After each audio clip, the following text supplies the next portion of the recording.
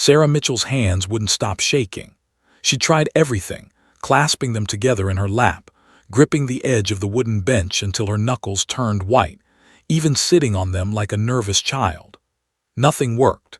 The trembling had started 3 hours ago when she'd walked through the towering doors of the Multnomah County Courthouse in Portland, Oregon, and it had only gotten worse with each passing minute. The courthouse itself was an imposing structure, all marble floors and soaring ceilings that made every whisper echo like a shout. Afternoon sunlight streamed through tall windows, casting long shadows across the hallway where Sarah waited with her 3-year-old daughter, Emma. The light should have been beautiful, warm even, but to Sarah it felt harsh and exposing, like a spotlight illuminating every one of her failures. "Mommy, you're squeezing too tight," Emma whispered, wiggling in Sarah's lap. The little girl wore her favorite dress, the yellow one with sunflowers that Sarah had found at a thrift store 2 months ago. Sarah had stayed up until midnight the night before, carefully mending a tear in the hem and pressing it until it looked almost new. She'd wanted Emma to look perfect today. She'd needed everything to be perfect. But nothing about this day was perfect. Sarah loosened her grip, murmuring an apology as she smoothed down Emma's dark curls. The pigtails she'd so carefully styled that morning were already coming loose, wispy strands escaping around her daughter's face. Sarah resisted the urge to fix them. She'd learned that Emma hated having her hair fussed with, especially when she was tired and confused about why they were in this strange building full of serious-faced people in suits. Across the hallway, Sarah's ex-husband, David, sat with his attorney, a sharp-faced woman in an expensive navy suit who looked like she ate struggling single mothers for breakfast. They were conferring in low voices, occasionally glancing in Sarah's direction with expressions that made her stomach twist. David looked confident, relaxed even, leaning back in his chair like he didn't have a care in the world. And why wouldn't he? He had money for a good lawyer. He had a steady job with benefits. He had a new girlfriend with a spotless record and a house in the suburbs. Sarah had 2 part-time jobs, a studio apartment in a sketchy neighborhood, and a credit score that made landlords laugh in her face. Her own attorney, Marcus Chen, sat beside her reviewing notes. He was a kind man who'd taken her case pro bono through a legal aid program, but Sarah could see the worry lines creasing his forehead. The custody hearing wasn't going well. David's attorney had spent the morning systematically dismantling Sarah's character, painting her as emotionally unstable, financially irresponsible, incapable of providing a proper home environment for Emma. The worst part, some of it was true. Sarah had struggled. God, how she'd struggled. After the divorce 6 months ago, she'd fallen apart. There had been weeks where getting out of bed felt impossible, where she'd fed Emma cereal for dinner because she couldn't summon the energy to cook. She'd been late on rent twice. She'd called in sick to work more than she should have. She'd cried, so much crying, when she thought Emma was asleep. But she'd never stopped loving her daughter. She'd never stopped trying. Every morning, no matter how exhausted she was from working the night shift at the diner, Sarah got up and made Emma breakfast. She read her bedtime stories, even when her eyes were burning with fatigue. She'd found free activities, library story time, playground visits, volunteering at the animal shelter where Emma could pet kittens and learn about caring for creatures that needed help. Sarah had been teaching Emma kindness, empathy, resilience, all the things her own mother had failed to teach her. But how do you prove love in a courtroom? How do you quantify bedtime stories and scraped knees kissed better and gentle lessons about being brave? "Mrs. Mitchell," Marcus touched her arm gently, "I need to prepare you. David's attorney is going to call you to the stand after the break. She's going to ask about the incident last month." Sarah's heart plummeted. The incident, of course they'd bring that up. It had been a particularly bad night. Emma had been sick with a fever and Sarah had run out of children's medicine. The pharmacy was closed. She'd been so scared, so overwhelmed that she'd called David in a panic at 2 a.m. begging for help. He'd shown up, but instead of helping, he'd documented everything. Emma's flushed face, the cluttered apartment, Sarah's unwashed hair and rumpled pajamas. His girlfriend had apparently taken photos while David assessed the situation. Those photos were now evidence of Sarah's incompetence. "I can handle it," Sarah lied, her voice barely above a whisper. She couldn't handle it. She was drowning, and everyone in this courthouse could see it. Emma slipped off her lap suddenly, her small sneakers hitting the marble floor with a soft thud. "Mommy, I need to walk around. My legs are tired." "Sweetie, stay close," Sarah began, but Emma was already wandering down the hallway, her yellow dress swishing around her knees. Sarah moved to follow, but Marcus caught her arm. "We need to discuss your testimony strategy. Just 2 minutes." Sarah's eyes tracked Emma, watching her daughter explore the unfamiliar space with that fearless curiosity unique to 3-year-olds. She was safe enough. The hallway wasn't crowded, and Sarah could see her clearly about 20 feet away. "Sarah, focus," Marcus urged gently, "when she asks about your employment history." But Sarah wasn't listening anymore. Her mind was spiraling, drowning in what-ifs and worst-case scenarios. What if she lost Emma today?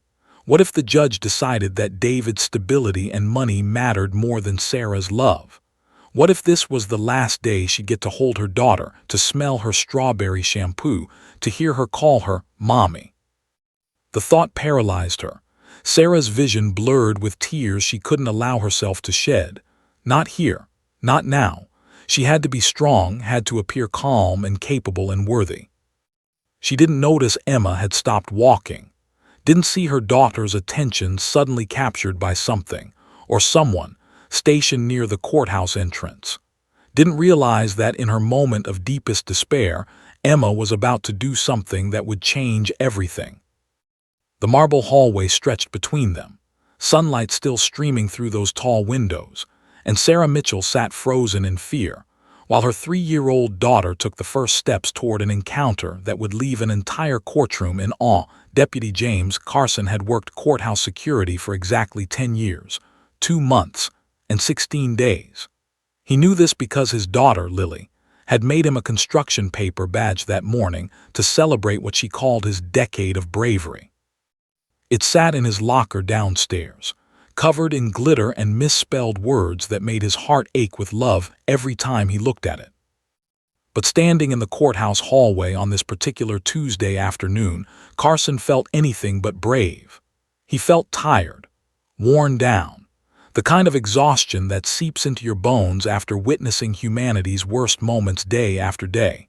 The divorces, the custody battles, the restraining orders, the endless parade of broken families and shattered promises. Beside him, his K9 partner, Max, sat in perfect formation. The German Shepherd was a magnificent specimen, 90 pounds of muscle, intelligence, and training wrapped in a sleek black and tan coat. Max had been Carson's partner for 4 years, and in that time they'd become more than handler and dog. They were brothers in arms, reading each other's body language with an almost supernatural understanding.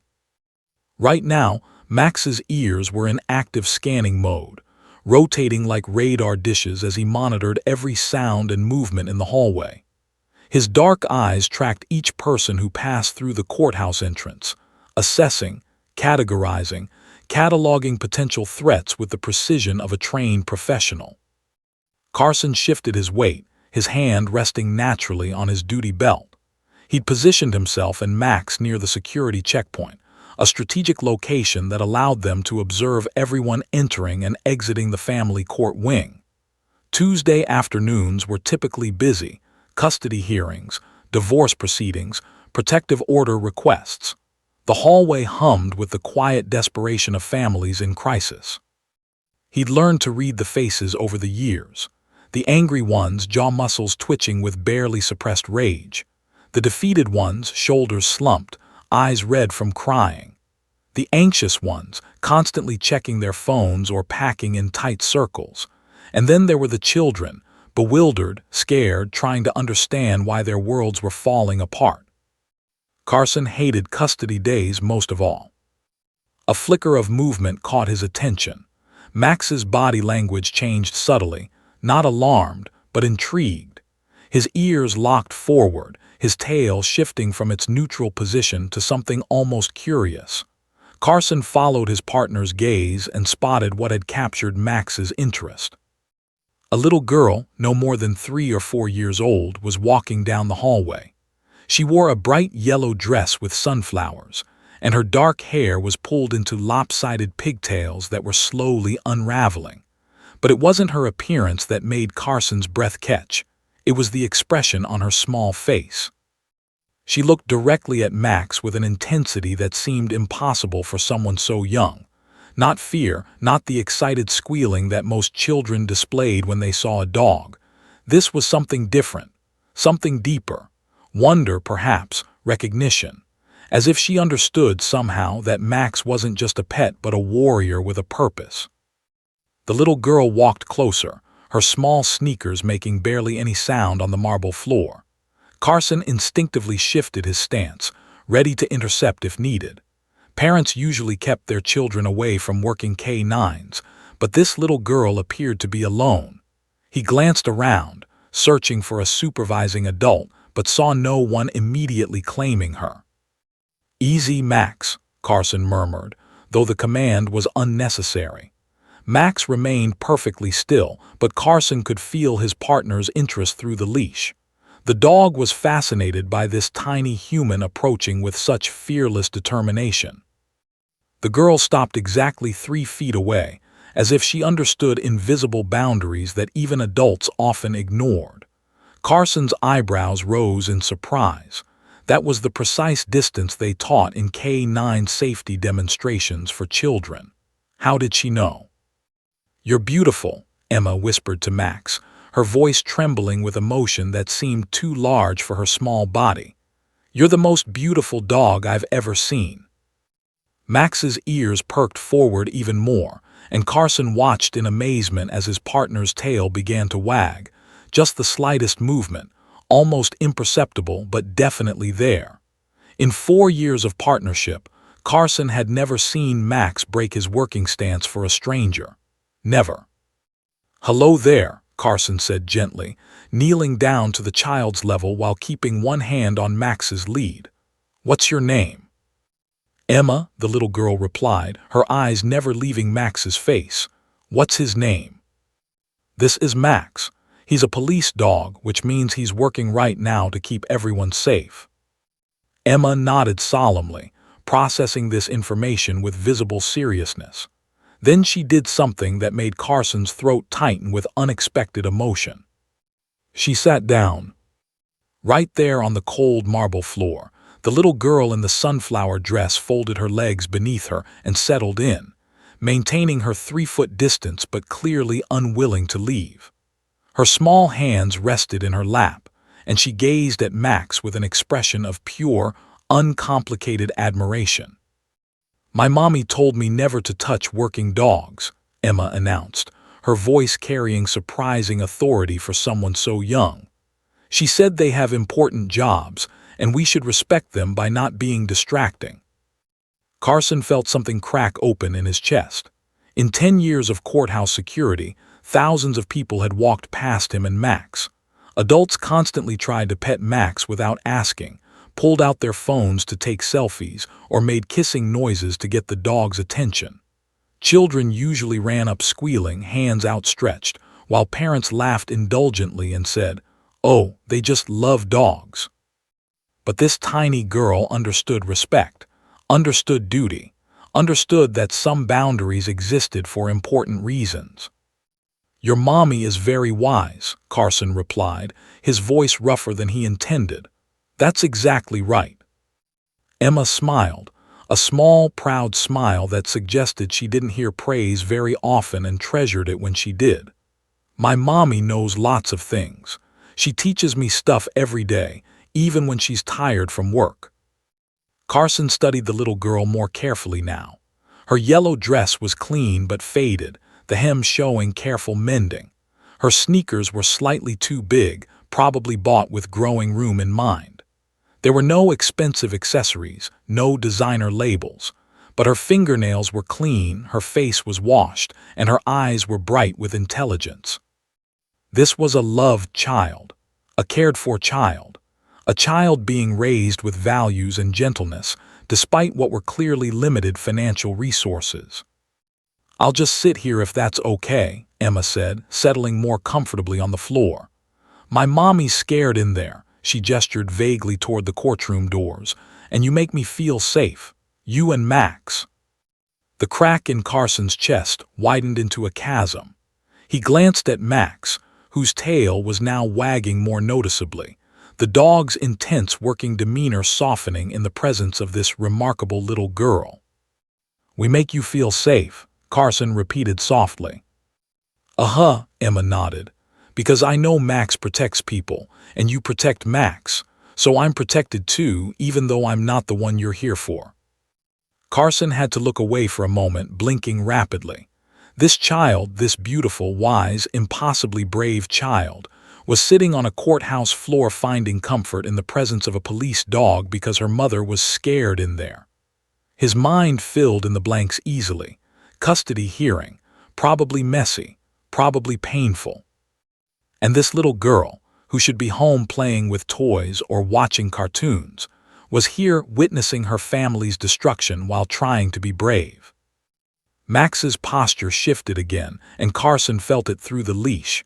His partner was no longer in full working mode. The dog had made a decision, something Carson had seen only a handful of times. Max had chosen to protect this small human sitting on the floor. "You can sit here as long as you want," Carson told Emma, his voice thick with emotion he didn't bother hiding. "Max and I aren't going anywhere." Emma's smile widened, and she wrapped her arms around her knees, perfectly content to sit in companionable silence with two warriors she barely knew. Neither Carson nor Emma noticed the eyes beginning to turn their direction. Neither saw the courthouse staff slowing their pace, drawn to the unusual sight of a police K-9, and his handler completely captivated by a 3-year-old girl in a sunflower dress. But Max noticed, and for the first time in his career, the battle-hardened police dog allowed his tail to wag freely, his dark eyes soft as he stood guard over the bravest little girl he'd ever met. 5 minutes passed, then 10. Emma sat cross-legged on the courthouse floor, her yellow dress pooled around her like a sunflower bloom against the cold marble. She hadn't moved, hadn't fidgeted, hadn't grown bored the way most 3-year-olds would. She simply sat, watching Max with the kind of patient attention that seemed impossibly mature for someone so young. Deputy Carson remained standing beside his partner, but his mind was somewhere else entirely, pulled back to a memory he usually kept locked away in the deepest corners of his heart. His own father had been a police officer. Carson barely remembered him, just fragments really. The smell of coffee and leather, strong hands lifting him onto broad shoulders, a deep laugh that made everything feel safe. His father had died in the line of duty when Carson was 5, shot during a routine traffic stop that turned deadly in seconds. Carson was only 2 years older than Emma when his world shattered. He looked down at the little girl sitting so peacefully before him and wondered if she understood what was happening in that courtroom. Did she know her family was being divided? Did she comprehend that after today, nothing would ever be the same? "Do you have a family?" Emma asked suddenly, her voice breaking the silence. The question caught Carson off guard. "I do," he said carefully. "I have a daughter about your age. Her name is Lily." Emma's face lit up. "Really? Does she like dogs?" "She loves them. She wants one of her own, but—" Carson trailed off. His wife, Monica, worked long hours as a nurse. His schedule was unpredictable. They'd agreed it wasn't fair to get a dog they couldn't properly care for. "It's complicated," he finished. "Grown-ups always say that," Emma observed with a wisdom that made Carson's chest ache. "That's what my mommy says too. It's complicated, sweetie. But I think it just means sad things are happening that kids aren't supposed to understand." Carson knelt down fully now, abandoning his professional stance. This conversation demanded eye-level, human to human, not officer to child. "You're right," he said honestly. "Sometimes grown-ups say complicated when they mean sad because we don't want you to worry." "But I worry anyway," Emma said matter-of-factly. "I hear my mommy crying at night. She thinks I'm asleep, but I'm not always. She cries quiet like she doesn't want to bother anybody." The image pierced Carson's heart. A woman weeping silently in the darkness while her daughter lay awake, listening, helpless to ease her mother's pain. He thought of all the times Monica had cried quietly in their own bathroom after particularly hard shifts at the hospital, thinking he didn't notice. Max shifted beside Carson, lowering himself into a sphinx position, lying down while remaining alert. It was a posture the dog rarely assumed while on duty, a sign of trust and comfort. Max's dark eyes remained fixed on Emma, and Carson swore he could see concern in his partner's gaze. "Does Max ever get sad?" Emma asked, reaching out one small hand before stopping herself, pulling it back to her lap. "When he has to work instead of being home with his family?" Carson's throat constricted. How did this child know to ask the one question that cut straight to the truth? Yes, Max got sad. Working dogs formed deep attachments to their handlers, but they missed the comfort of home, the relaxation of being off duty. Carson saw it sometimes in Max's eyes after particularly long shifts, a weariness that went beyond physical exhaustion. "Sometimes," Carson admitted, "but Max knows his work is important. He helps people who can't help themselves. He finds people who are lost. He protects people who are scared. That purpose gives him strength, even when he's tired or misses being home." Emma absorbed this information with visible concentration, her small forehead creasing as she processed. "That's what my mommy does too," she said quietly. "She works when she's tired because she has to take care of me. She told me that love means doing hard things even when you don't want to, because the person you love needs you." Carson felt his eyes burning. Somewhere in this courthouse, a mother was fighting to keep her daughter, teaching that daughter profound lessons about sacrifice and love even while her own world crumbled around her. What kind of attorney was trying to paint this woman as unfit? What kind of system was threatening to separate this wise, empathetic, clearly cherished child from the mother who was raising her so well? "Your mommy sounds like a very special person," Carson said, his voice thick with emotion. "She is." Emma's eyes suddenly brimmed with tears. "But my daddy's lawyer is saying bad things about her. I heard them before when we were waiting. They said mommy can't take care of me right. But that's not true. She takes care of me every day. She reads me stories and makes me breakfast and teaches me how to be kind to animals and people who are sad." A tear rolled down Emma's cheek, and Max immediately responded. The police dog stretched his neck forward, not breaking position entirely, but closing the distance between himself and the crying child. It was a calculated breach of protocol, and Carson didn't stop it. "She taught you well," Carson said softly, watching his partner comfort this little girl without even touching her, just presence and proximity. "The way you've behaved here, showing respect, being patient, thinking about others' feelings, that shows a mother who loves you very much and teaches you important things." "Then why are they trying to take me away from her?" Emma's voice broke on the question, and Carson felt his own composure shattering. Before he could answer, a woman's voice cut through the hallway. "Emma." Carson looked up to see a young woman rushing toward them, mid-20s, dark circles under red-rimmed eyes, wearing a dress that had been carefully pressed, but was now wrinkled from hours of anxious sitting. Her face was pale with panic, her hands shaking as she hurried toward her daughter. This had to be the mother, and she looked absolutely terrified. "I'm so sorry," the woman gasped as she reached them, immediately dropping to her knees beside Emma. "I'm so sorry, officer. She got away from me. I didn't mean. I wasn't." "Ma'am, it's fine," Carson assured her, rising to his feet. "She's been perfectly." But he didn't get to finish, because Emma, still sitting on the floor with tears streaming down her face, turned to Max with an expression of such raw emotion that it stopped everyone in their tracks.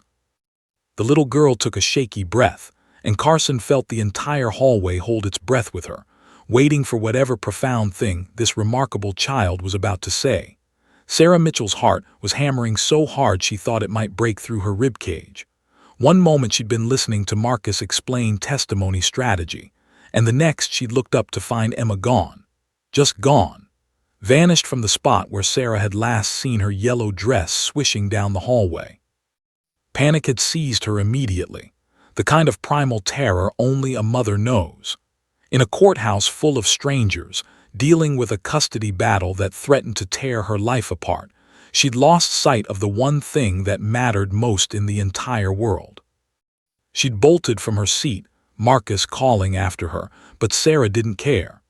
She ran down the hallway, her sensible court heels clicking frantically against the marble, her eyes scanning desperately for any sign of her daughter.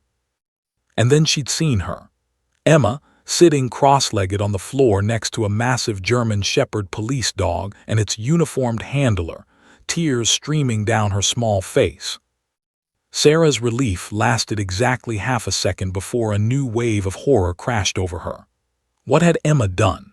Had she bothered the officer, distracted the working dog, made a scene that David's attorney could use against her, more evidence of Sarah's inability to supervise her own child? Emma, Sarah's voice came out strangled, raw with fear and embarrassment. She ran to her daughter, dropping to her knees on the hard marble floor without feeling the impact. Her hands reached for Emma automatically, checking her over for injuries even though she knew there were none. It was instinct, the need to touch and confirm her child was safe. "I'm so sorry," Sarah gasped, looking up at the officer towering above them. Her face burned with shame. "I'm so sorry, officer, she got away from me, I didn't mean, I wasn't." The words tumbled out incoherently. Sarah could feel herself falling apart, could feel the careful composure she'd maintained all day crumbling like sand. This was it. This would be the moment David's attorney pointed to. See, can't even keep track of her child in a courthouse. What happens when she's home alone with her? What kind of mother loses her daughter for 10 minutes?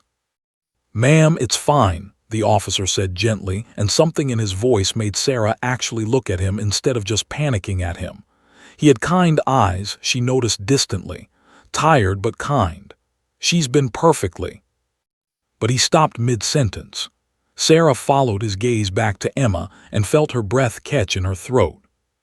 Her daughter's small face was tilted up toward the police dog, tears streaming freely now, her expression open and vulnerable in the way only children can be. No walls, no protection, just pure, unfiltered emotion laid bare. Emma's lips trembled. She took a shaky breath, and Sarah instinctively tightened her grip on her daughter's shoulder, ready to comfort her, to pull her away, to apologize again. But Emma wasn't looking at Sarah, she was looking at Max. "Thank you," Emma whispered to the dog, her small voice cracking with the weight of feelings too big for her body to contain.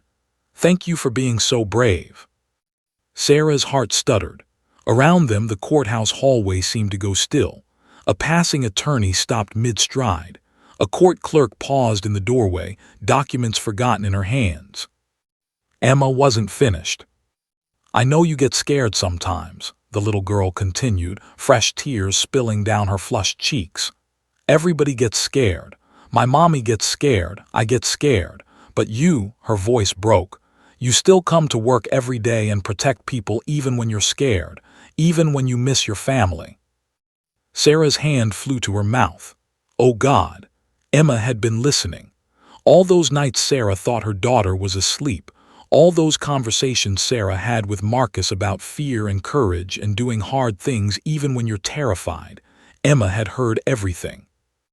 "Just like I miss my daddy," Emma said, and Sarah felt the words like a knife to her chest. "I miss him so much it makes my tummy hurt. But he doesn't live with us anymore, and that's scary and sad, and I know Mommy's scared too because she cries at night." "Emma, sweetie," Sarah tried to interject, mortified, but her daughter kept going. "But you still protect people like my mommy," Emma said to Max, her small hand reaching out before stopping itself again, trembling in the air between them. People who are scared and trying so hard to be brave but don't know if they're strong enough. You protect them anyway, even though it's hard for you too. The hallway was completely silent now. Sarah looked up through her own tears and saw the officer's face had gone pale, his jaw clenched tight like he was fighting to maintain control. The police dog's tail was wagging slowly, and his dark eyes were fixed on Emma with an intensity that seemed almost human. "That's the bravest thing anybody can do," Emma finished, her voice barely a whisper now. "Being scared but protecting people anyway. My mommy told me that. She said that's what heroes do." Something broke in Deputy Carson's expression. His eyes welled up, and he didn't try to hide it. Sarah watched in amazement as this hardened police officer, this man who probably faced danger every day, openly wept at her 3-year-old daughter's words. "Max says thank you," Carson managed to say, his voice so rough it was almost unrecognizable. He knelt down beside Emma, putting himself on her level again, no longer maintaining professional distance. "And he wants you to know something." Emma looked up at him with wide, trusting eyes.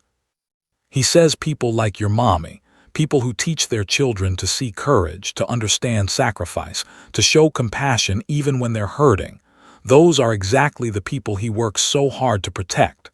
Carson's voice cracked. "Because the world needs more people like you, Emma, and it needs the mothers who raise children like you." Sarah couldn't breathe. She looked down at her daughter, this incredible little girl she'd brought into the world, this child she'd been so afraid she was failing, and saw her own lessons reflected back at her.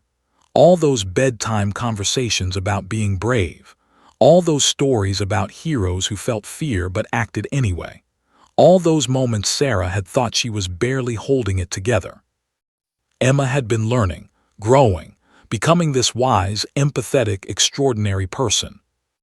And Sarah had done that. Despite the poverty, despite the struggles, despite the fear and the tears and the nights when she didn't think she could make it one more day, she had raised this child.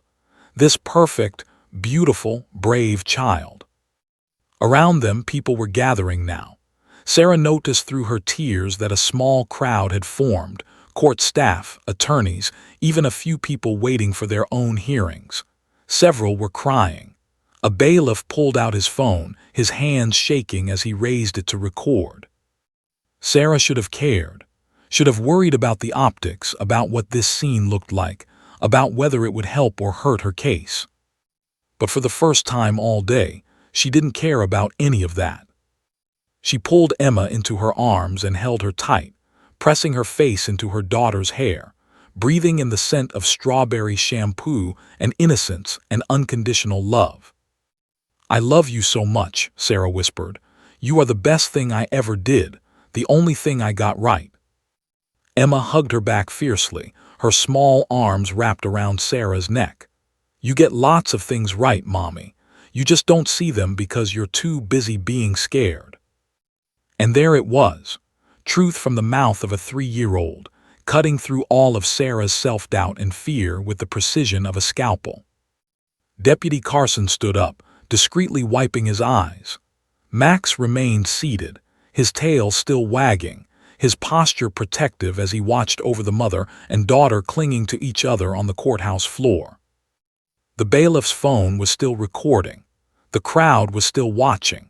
And somewhere in that courthouse, in a courtroom where Sarah's fate was being decided, none of them knew that everything had just changed. Deputy James Carson had seen countless moments of human drama unfold in this courthouse over 10 years. He'd witnessed screaming matches between divorcing spouses, watched parents collapse in grief when they lost custody, stood stoically while defense attorneys argued technicalities that let guilty people walk free. He trained himself to maintain professional detachment, to be the steady, unmovable presence that chaos swirled around but never touched.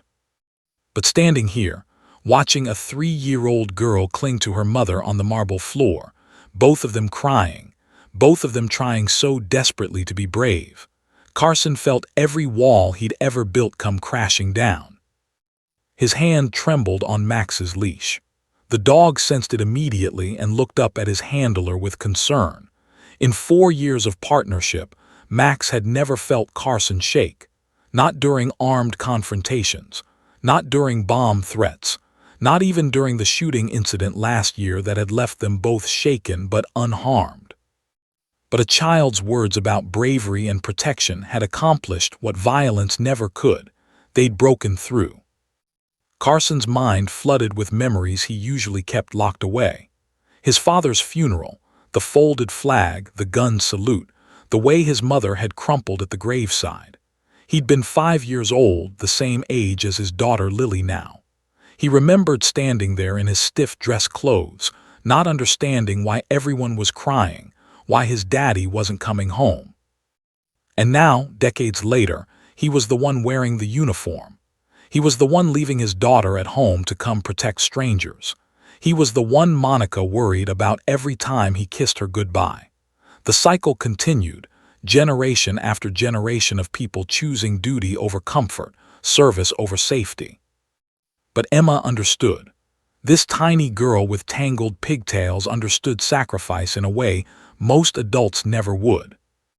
"Max," Carson whispered, his voice thick, "down." It was an unnecessary command. Max was already breaking protocol in ways that would normally earn a correction. The police dog had fully relaxed his working stance, his tail wagging openly now, his entire body language screaming protection and comfort rather than professional detachment. For the first time in his career, Carson didn't care about protocol. Around them, the crowd continued to grow. What had started as a few curious onlookers had swelled to nearly 20 people, court clerks, attorneys in expensive suits, parents waiting for their own hearings, even a janitor who'd stopped pushing his cart to watch. Bailiff Marcus Thompson stood closest, his phone raised and recording.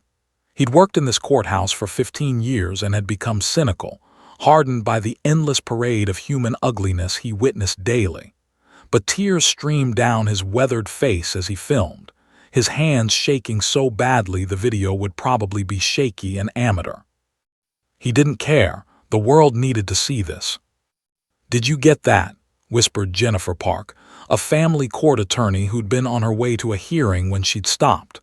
"Did you get what she said?" "Every word," Marcus replied, his voice choked. Jennifer pulled out her own phone. Then so did the woman beside her. Within seconds, multiple people were recording, all of them capturing this moment from different angles. The mother and daughter embracing on the floor, the police officer openly weeping, the German shepherd standing guard with his tail wagging gently. Sarah finally became aware of the audience. She pulled back from Emma slightly, her face flushing with embarrassment as she saw all the phones pointed in their direction. Fresh panic flickered across her features. "I'm sorry," she said again, looking around at the crowd. "We didn't mean to cause a scene." "Don't apologize." The voice came from Jennifer Park, who stepped forward. She was a top family law attorney, known for being ruthless in court and commanding fees that people like Sarah could never afford. "Don't you dare apologize for that." Sarah blinked up at her, confused and overwhelmed. Jennifer knelt down, her designer suit be damned, and looked Sarah directly in the eyes. "I've been practicing family law for 12 years. I've seen hundreds of custody cases, maybe thousands. And what I just witnessed," her voice cracked, "that child is a testament to the kind of mother you are. Do you understand me? That doesn't happen by accident." Other voices joined in, the crowd murmuring agreement. Sarah looked around in bewilderment, unable to process what was happening. Just minutes ago, she'd been drowning in fear and shame. Now strangers were defending her, praising her, seeing something in her she'd been too scared to see in herself. Carson found his voice rough but steady. "Ma'am, I don't know what case you're here for, but I want you to know something." He paused, making sure Sarah was looking at him. "I've been in law enforcement my whole adult life. My father was a cop who died in the line of duty. I have a daughter Emma's age at home. And in all my years, all my experience, I have never," his voice broke, never met a child with that level of emotional intelligence, that capacity for empathy and understanding. He gestured to Emma, who was watching the adults with wide, uncertain eyes. That doesn't come from neglect, Carson continued fiercely. That doesn't come from instability or poor parenting. That comes from a mother who teaches her daughter to see beyond herself, to recognize sacrifice, to value courage and compassion even in the face of fear, especially in the face of fear. Max suddenly stood and moved closer to Emma, his movement deliberate and protective. The dog positioned himself between the little girl and the crowd, not aggressively, but clearly claiming her as someone under his protection. It was unprecedented behavior for a working K9, and Carson let it happen. Because Max knew. Somehow, the dog recognized that this child and her mother needed protection, not from physical threats, but from a system that was failing to see their worth.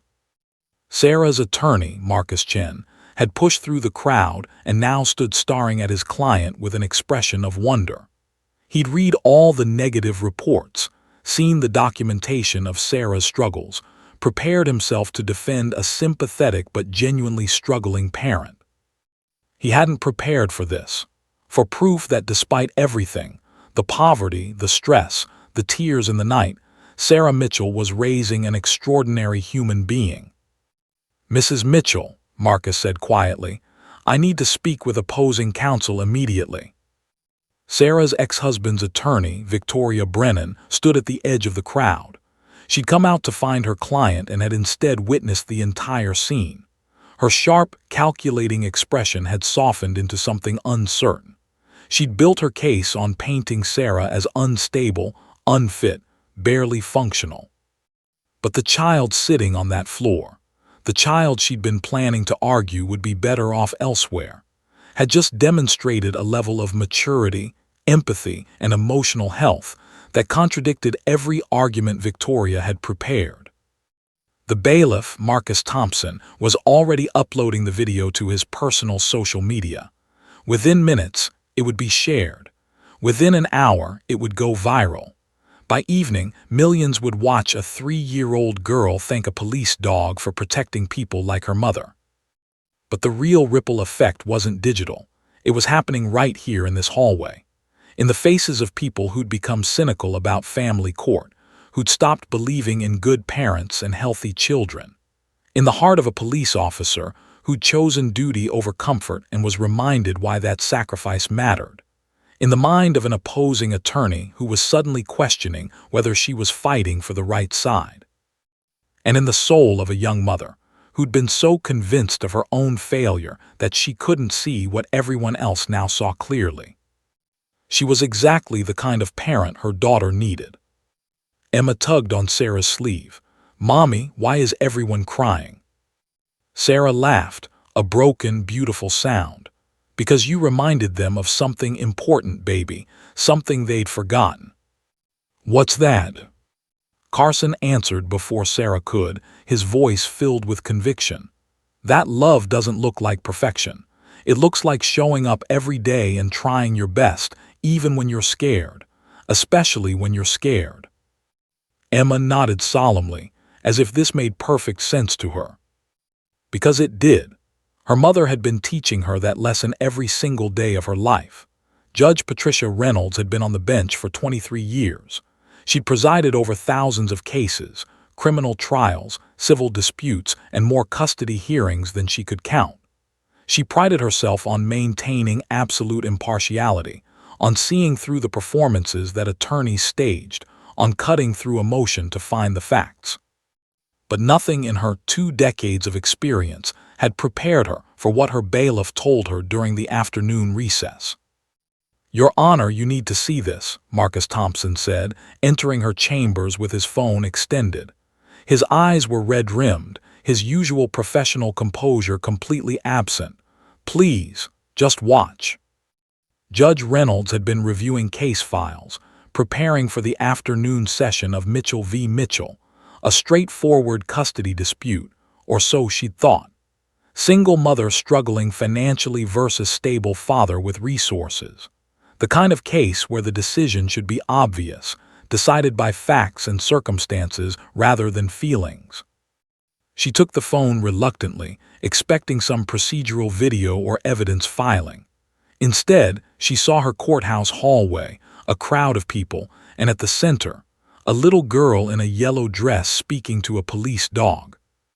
Judge Reynolds watched in silence, then she watched again and again. When she finally looked up, her hands were trembling. "This is the Mitchell child?" she asked, though she already knew the answer. "Emma Mitchell, 3 years old, Your Honor." Marcus's voice was thick with emotion. "That's what happened during the recess. Deputy Carson is still out there with them. The video's already been shared 40,000 times in the last 20 minutes. Judge Reynolds set the phone down carefully, as if it might explode. 23 years of judicial restraint warred with the tidal wave of emotion threatening to overwhelm her.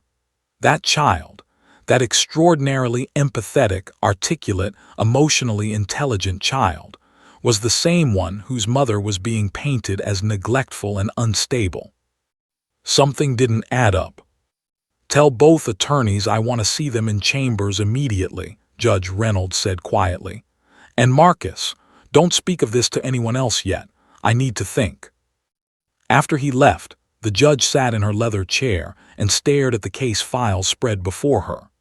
Sarah Mitchell's record told a story of struggle, late rent payments, job instability, 2 documented calls to emergency services during panic attacks, that incident with the sick child at 2 a.m. that the father's attorney was treating as evidence of incompetence. But records didn't tell the whole story, did they? Judge Reynolds thought of her own daughter, now grown and married with children of her own. There had been times, many times, when the judge had struggled, when balancing a demanding career with motherhood had felt impossible, when she'd cried in the bathroom so her daughter wouldn't see, when she'd questioned every decision, wondering if she was failing at the most important job she'd ever have. She'd had resources, though, a supportive partner, financial stability, a career that, while demanding, provided security. What if she'd had none of that? What if she'd been doing it alone, broke, terrified? A knock interrupted her thoughts. Marcus ushered in both attorneys, Sarah's pro bono lawyer Marcus Chen, and David Mitchell's high-powered attorney Victoria Brennan. Victoria entered with her usual confidence, but Judge Reynolds noticed something off about her demeanor. The attorney's perfectly styled hair was slightly disheveled, and she kept glancing at her own phone. "You've seen it," Judge Reynolds said. "It wasn't a question." Victoria's jaw tightened. "Your Honor, if you're referring to the incident in the hallway, I'd like to state for the record that—" "Ms. Brennan, please sit down." The attorney sat, and Judge Reynolds saw something she'd never seen before in Victoria's calculating eyes: uncertainty. "Gentlemen, Ms. Brennan," Judge Reynolds began, folding her hands on her desk. "In 23 years on this bench, I have never stepped outside the bounds of courtroom procedure and evidence. I don't make decisions based on viral videos or emotional appeals. Is that clear?" All 3 lawyers nodded. "However," the judge continued, her voice hardening, "I also don't make decisions based on incomplete pictures. Ms. Brennan, you've spent this morning painting Sarah Mitchell as an unstable woman incapable of providing a healthy environment for her daughter. You've documented her struggles, her financial hardships, her moments of crisis." Victoria straightened in her chair, sensing an opening. "Yes, Your Honor, the evidence clearly shows." "The evidence shows a woman who is struggling," Judge Reynolds interrupted sharply. "What it doesn't show, what you conveniently omitted, is the result of that woman's parenting, the child herself." Marcus Chen sat forward, hope flickering across his face. "Your Honor," he said carefully, "if I may, the video that's circulating shows exactly what I've been trying to express all morning. Emma Mitchell is not a neglected child. She's thoughtful, empathetic, well-mannered, and emotionally mature beyond her years. Those qualities don't develop in unstable environments." "My client's resources can provide," Victoria began, but Judge Reynolds held up a hand. I'm not interested in what resources can provide right now, Ms. Brennan. I'm interested in what has already been provided. That child in the hallway didn't learn empathy from a bank account. She didn't learn courage from a nice house in the suburbs. She learned it from someone. The judge pulled up the video on her computer, playing it again. Emma's voice filled the chambers. "Thank you for being so brave. You still protect people even when you're scared. People like my mommy who are trying so hard." Victoria Brennan's expression shifted. As one of the top family law attorneys in Portland, she'd built her career on winning cases, on aggressive litigation, on finding weaknesses and exploiting them. She was good at her job, maybe too good. But watching that video again, hearing that child's words in the quiet of the judge's chambers, something cracked in Victoria's professional armor.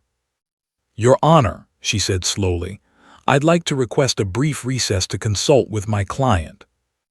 Judge Reynolds's eyebrows rose. "Oh, and why is that, Ms. Brennan?" "Because," Victoria paused, seeming to wrestle with herself, "because I need to have an honest conversation with Mr. Mitchell about what's best for his daughter versus what he wants for himself." It was the most honest thing Judge Reynolds had heard from Victoria Brennan in the 5 years they'd worked in the same courthouse. "Request denied," the judge said, and Victoria's face fell. "Instead, I'm calling an unusual measure. I want to speak with the child." Marcus Chen's eyes widened. "Your Honor, Emma is only 3 years old.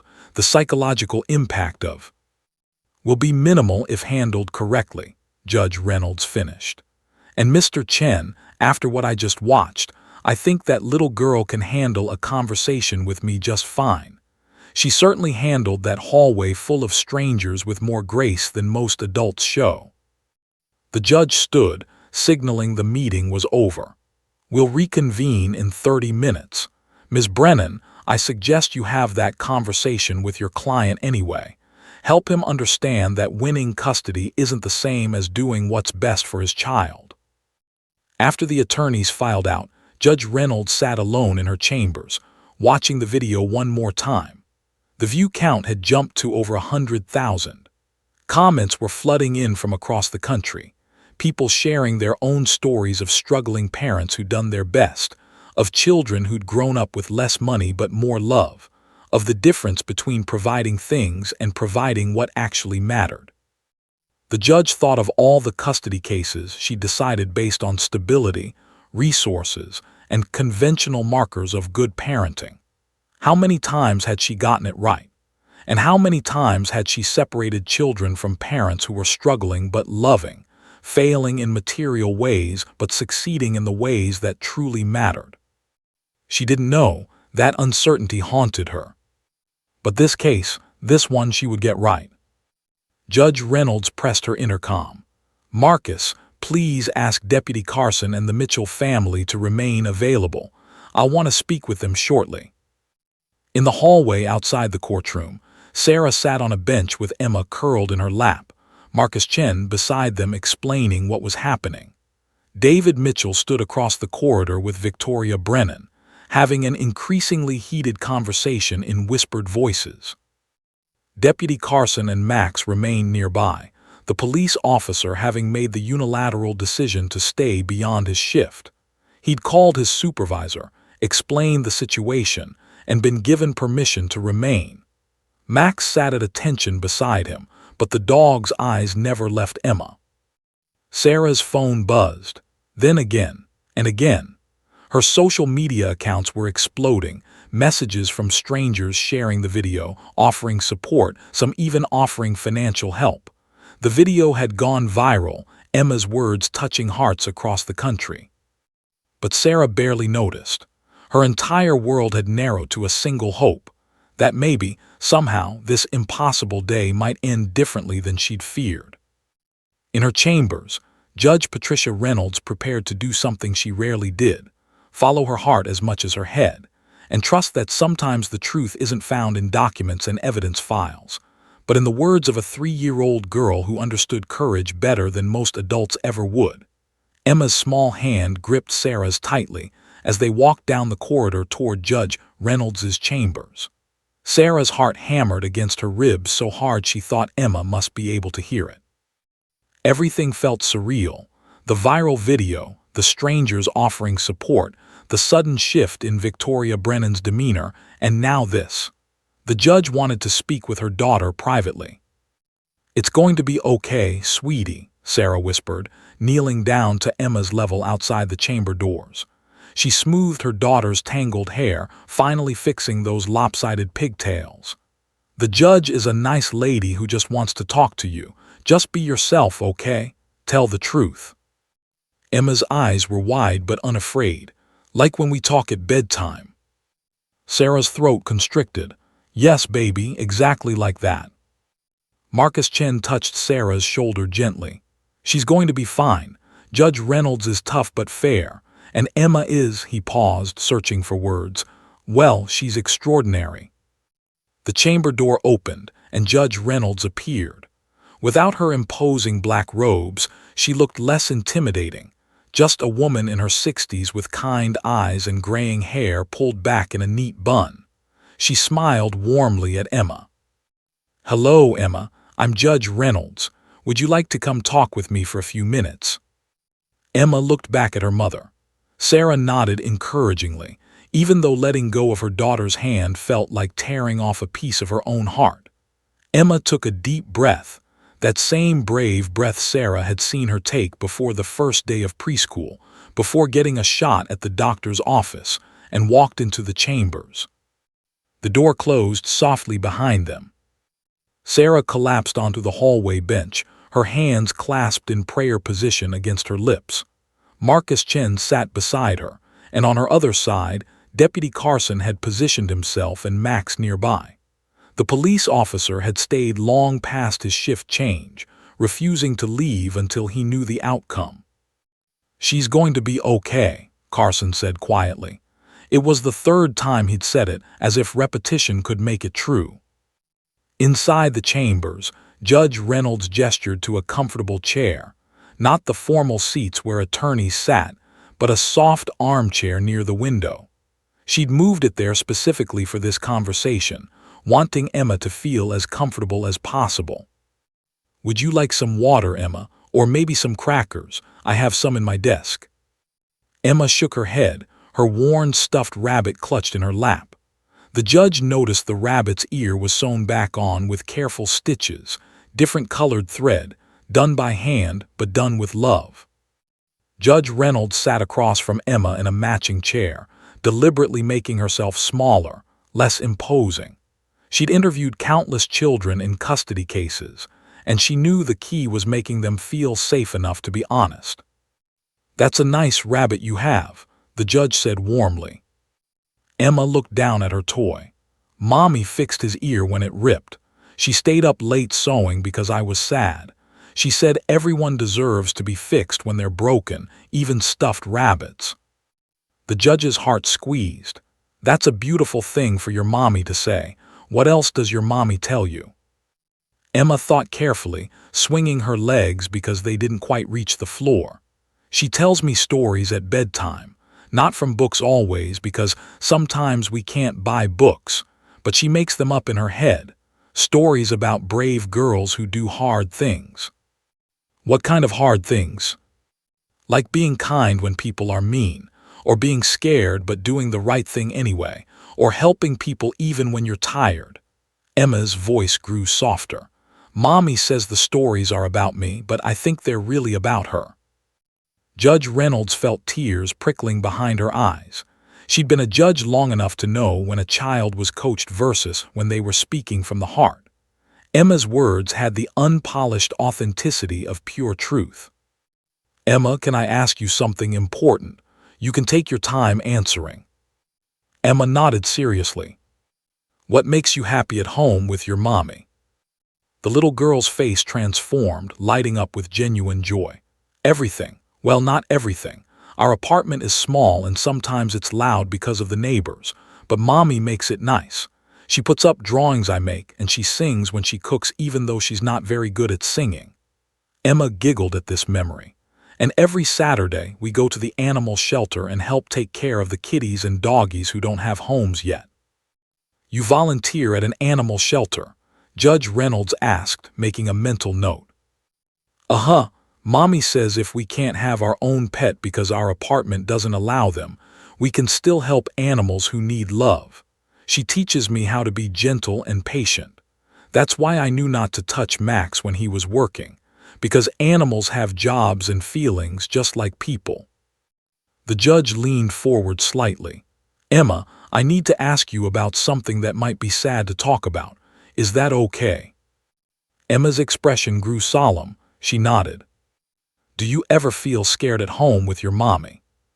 Sometimes, Emma admitted. When there's thunder or when mommy has to work late and Mrs. Chen from downstairs babysits me, I miss mommy then. Do you feel scared of your mommy? Emma's eyes widened in genuine confusion. Of mommy? No, mommy's not scary. She's soft and warm and smells like the vanilla lotion she uses. Why would I be scared of her? Some people have suggested that your mommy gets very upset sometimes, and that might be scary for you. Emma processed this, her young face thoughtful. Mommy gets sad sometimes. She cries, but crying isn't scary, it's just feelings coming out. Mommy taught me that. She says it's okay to cry when you're sad and then you feel better after. What does your mommy do when she's very sad? She hugs me really tight and tells me she loves me. Sometimes she says sorry for being sad, but I tell her it's okay because everybody gets sad sometimes. Then we have special time, that's what we call it, where we sit together and I tell her about my day or we read stories or sometimes we just sit quiet. Mommy says I make her sadness smaller just by being there. Judge Reynolds had to look away for a moment, blinking rapidly. In 3 minutes, this child had described a parent struggling with depression who was still showing up, still parenting, still teaching emotional literacy and resilience. Not perfectly, but with love and intention. Emma, do you like spending time with your daddy? Yes, daddy's fun. He has a big house with a yard and lots of toys. His new friend Jessica is nice. She lets me help her bake cookies.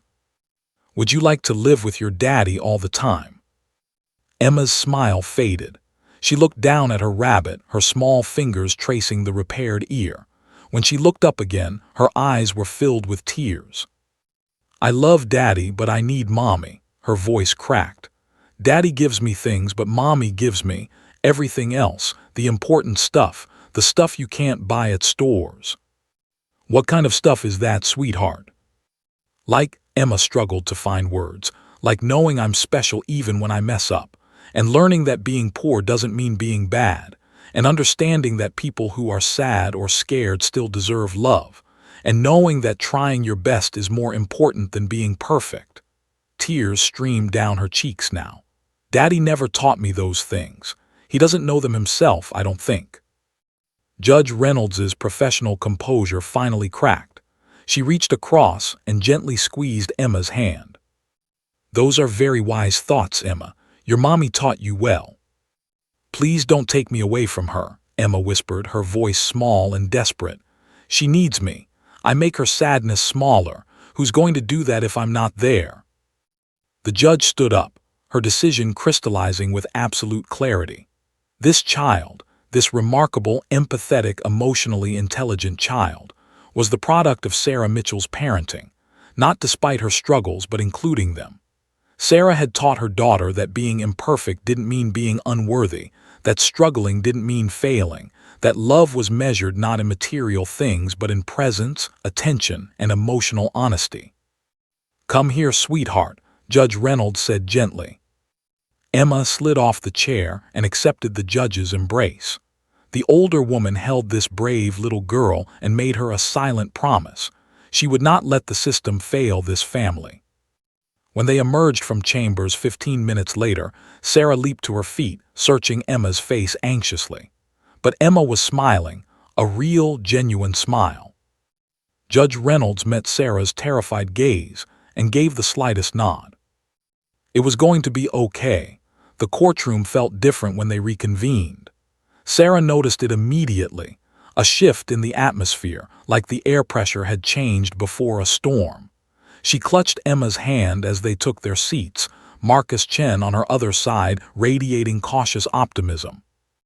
Across the aisle, David Mitchell sat rigid beside Victoria Brennan. His attorney looked troubled, her usual courtroom confidence replaced by something Sarah had never seen before: doubt. David himself kept glancing at his phone, where the video had now reached over 2 million views. Comments flooded in, thousands upon thousands of strangers defending Sarah, praising Emma, condemning any attempt to separate them. "All rise," the bailiff announced. Judge Patricia Reynolds entered, her black robes flowing behind her like wings.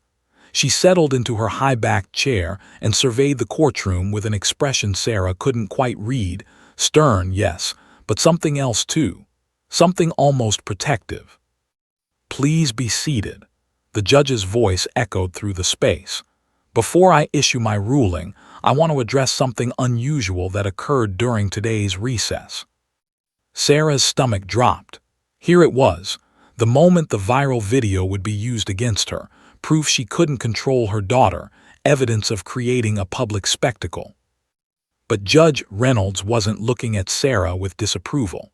She was looking at her with something that resembled respect. "In my 23 years on this bench, I have presided over hundreds of custody cases. I've seen parents at their worst, fighting, manipulating, using their children as weapons against each other. I've also seen parents at their best, putting aside their own pain to focus on what truly matters, the well-being of their children." The judge paused, letting her words settle over the courtroom.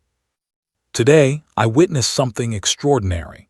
A 3-year-old child demonstrated more emotional intelligence, empathy, and maturity than many adults I've encountered in this courtroom. She showed understanding of sacrifice, respect for duty, and compassion for those who protect others."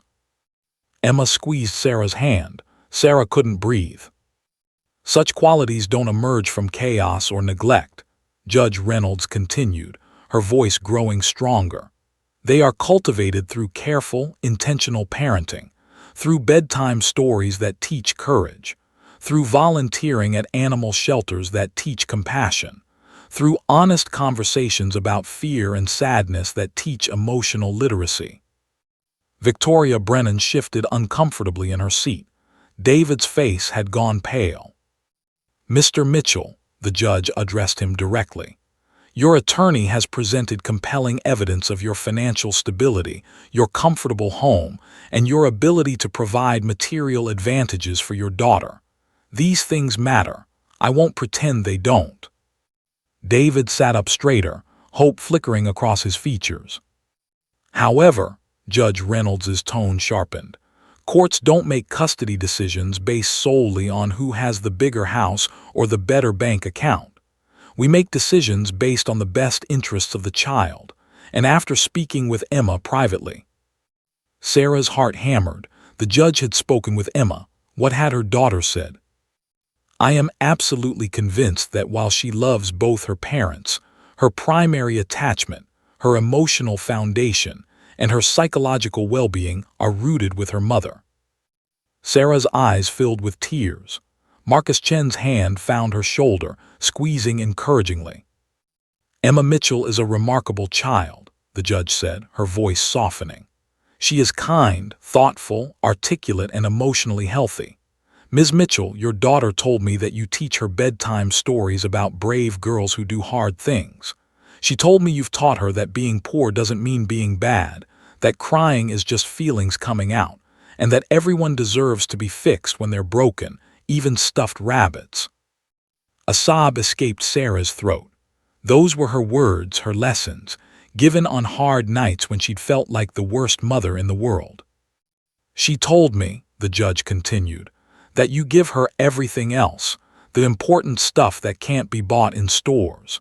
And gentlemen, ladies of the court, I am inclined to agree with her assessment." Judge Reynolds picked up her gavel, and the courtroom held its collective breath. "Therefore, it is the ruling of this court that primary physical custody of Emma Rose Mitchell shall remain with her mother, Sarah Mitchell. Mr. Mitchell, you will have standard visitation rights every other weekend and alternating holidays. Both parents will attend co-parenting counseling to ensure Emma maintains healthy relationships with both of you." The gavel struck wood with a sound like thunder. Sarah collapsed forward, her hands covering her face as tears poured through her fingers. Marcus Chen was speaking, something about temporary orders and follow-up hearings, but Sarah couldn't hear him over the roaring in her ears. She'd won, she got to keep her daughter. Emma climbed into her mother's lap, wrapping her small arms around Sarah's neck. "Don't cry, Mommy. These are happy tears, right?" "Yes, baby," Sarah managed through her sobs. "The happiest tears ever." Across the aisle, David sat frozen. He wasn't a bad father, Sarah knew that. He loved Emma, but he'd let his anger at Sarah, his wounded pride, convince him that taking Emma away was somehow justified. Now, watching his daughter comfort her crying mother with such tenderness, he saw what the judge had seen, what the viral video had shown the world. Emma was thriving with Sarah, not despite their poverty, but because of the richness of love that filled their small apartment. Victoria Brennan leaned over and whispered something to David. He nodded slowly, his shoulders sagging. The fight had gone out of him. As people began filing out of the courtroom, Deputy Carson appeared in the doorway with Max. He'd waited, wanting to know the outcome. When he caught Sarah's eye and saw her tear-stained, joy-filled face, he smiled, the kind of smile that transforms a person's entire face. Emma wriggled out of Sarah's arms and ran to Max. Carson nodded permission, and for the first time, Emma got to properly pet the police dog who'd protected her. Max's tail wagged furiously as Emma's small hands stroked his soft ears. "Thank you for being brave today," Emma whispered to Max. "You helped my mommy by helping me not be scared." Carson knelt beside them. "You helped your mommy too, Emma. You showed everyone what an amazing job she's doing raising you." By evening, the video had surpassed 5 million views. News outlets picked up the story. 3-year-old's words to police dog save mother's custody case. But the headlines missed the deeper truth. It wasn't Emma's words to Max that had saved anything. It was the 3 years of bedtime stories, volunteering, honest conversations about fear and courage, and unconditional love that Sarah had poured into her daughter every single day, even when she'd felt like she was failing. That night in their small studio apartment, Sarah tucked Emma into bed and began their bedtime story ritual. "Tell me about the brave girl," Emma requested sleepily. Sarah smoothed her daughter's hair and smiled. "Once upon a time, there was a brave girl who taught her mother that love was stronger than fear, that wisdom had no age limit, and that sometimes the smallest voices speak the loudest truths." "Is this story about me or you?" Emma asked, just as she always did. Sarah kissed her daughter's forehead. "It's about both of us, baby. It's about both of us." Outside their window, Portland city lights twinkled like stars. And in a courthouse across town, Judge Patricia Reynolds watched the viral video one more time before closing her laptop, satisfied that today, just for today, justice had truly been served. The smallest voice had spoken the loudest truth. Love, not money, builds a home, and sometimes courage wears pigtails. The end.